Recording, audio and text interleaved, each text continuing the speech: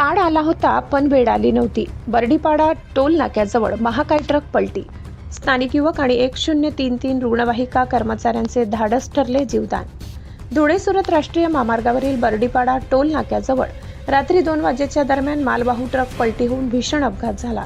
सुरतहून धुळ्याकडे जाणारा GJ37T 6487 क्रमांकाचा truck चालकाचे नियंत्रण सुटल्याने सुरक्षा कोठडीवर आदळून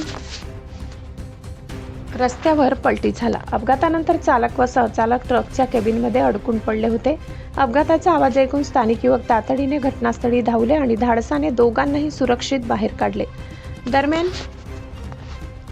1033 आपत्कालीन रुग्णवाहिका घटनास्थळी दाखल होऊन जखमींवर प्राथमिक उपचार करण्यात आले.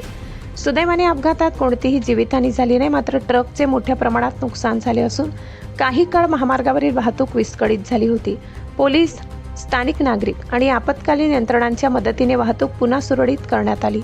या घटनेत स्थानिक युवक आणि 1033 रुग्णवाहिका कर्मचाऱ्यांनी दाखवलेली तत्परता व माणुसकीमुळे 2 जीव वाचले असून परिसरातून त्यांच्या कार्याचे कौतुक होत आहे.